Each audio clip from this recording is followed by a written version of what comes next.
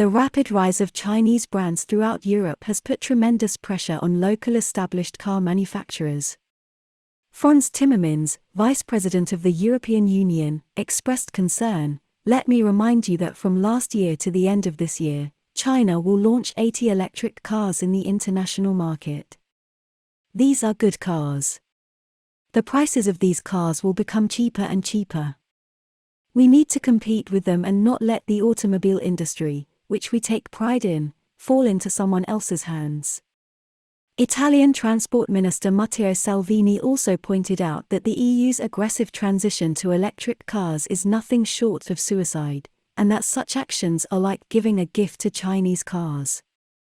Behind the fear of European countries is the rise of Chinese intelligent electric cars. In terms of battery technology and intelligence, Chinese cars are already leading the world. In 2022, every passenger who walks out of Oslo Airport in Norway can see huge China domestic car brand red flag advertisements and product displays in the terminal. If it weren't for English signs, they might think they're in the wrong country.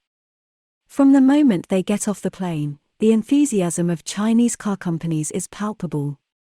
According to incomplete statistics, Chinese brands such as Red Flag, NIO, Speng and BYD have successively landed in Norway and used it as a bridgehead to enter the European market. As the world's third largest market after China and the United States, the European car market not only has unlimited potential but will also give Chinese brands a new halo. In Norway, a country with a population of only 5.5 million, Chinese intelligent electric cars are doing things that traditional fuel cars dare not even think about. Compared with China, Europe has greater room for growth, less intense competition, and is relatively more friendly and open. Norway is one of the countries in Europe with the fastest new energy transition. According to statistics, in 2022, the sales of battery electric cars, BEVs, accounted for 79.3% of Norway's new car sales, up from 2.9% 10 years ago. So, what is the true situation of Chinese cars in Europe? Why have Chinese car companies made a big splash and had a lot of publicity in recent years, but their sales have not been high? What do European consumers think of Chinese cars? Do they still look down on Made in China? Hi! Welcome to Auto Age. Before we started today's video, please subscribe to the channel and turn on the notification bell. Okay, let's get started.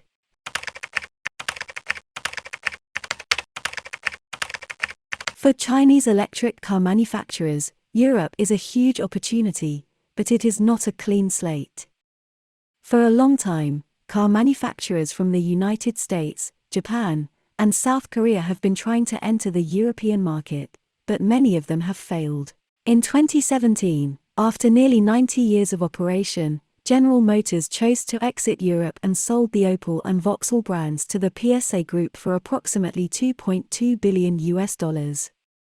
At the beginning of 2023, Germany's largest trade union, IG Metall, revealed that Ford plans to cut up to 3,200 jobs in Europe and shift some product development work to the United States.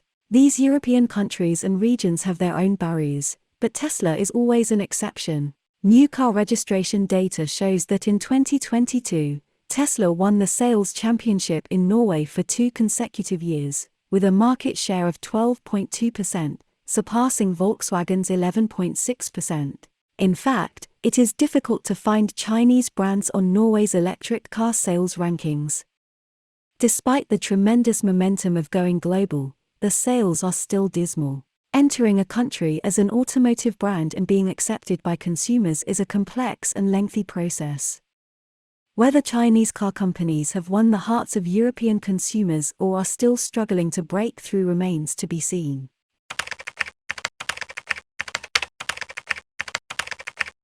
In fact, European consumers are already aware that Chinese car companies have arrived.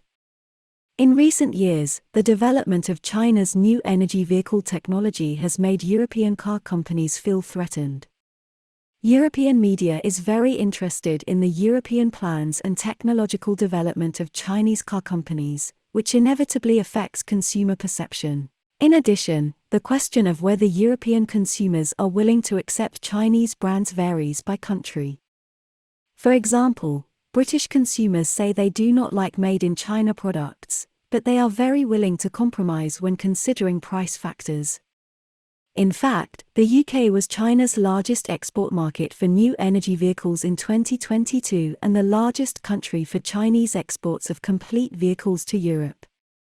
Another example is that French consumers, whom we often consider conservative, surprisingly gave very positive reviews of Chinese brands. For Chinese car companies that want to enter Europe, it is very important to understand the needs and habits of the target market's consumers, while also having a strong product offering. This is because the situation of consumers rejecting Chinese products due to trade protectionism or other reasons is not as exaggerated as one might imagine. What do European consumers think of Chinese cars? What is the real voice?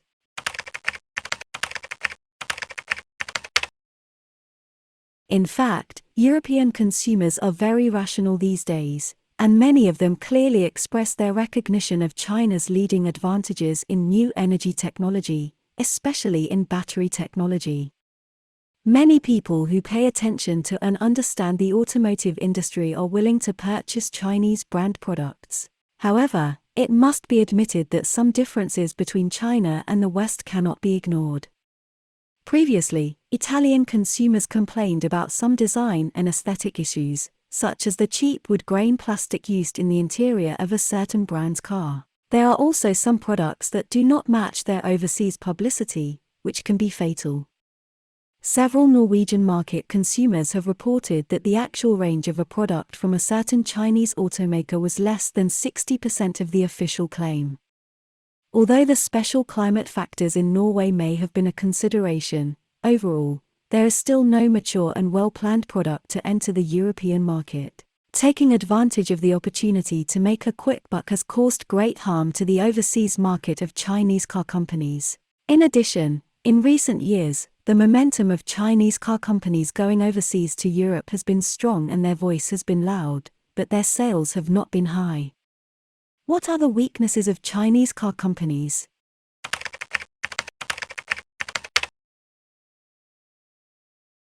Or what are the common problems of Chinese car companies? The first thing that comes to mind is the weakness of Chinese car companies in terms of publicity.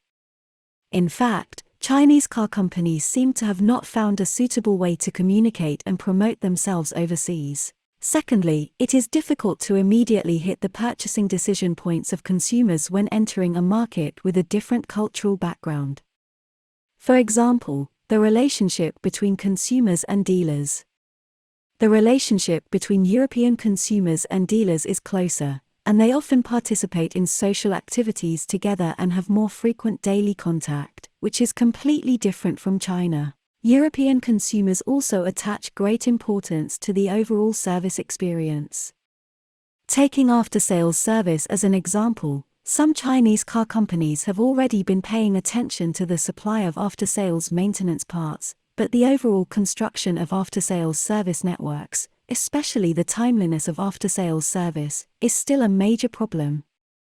How to ensure after-sales efficiency and how to lay out the after-sales network, Chinese brands still have a long way to go. Finally, which country are you in? Can you buy Chinese cars in your country? How do consumers in your country view Chinese cars? Okay, that's all for today. Please put your comments below, and share your insightful ideas with other people. Do you want to learn about more auto stories? Please keep following our channel and like our videos. Thank you so much for your continuous support. Your precious time with us is highly appreciated. See you.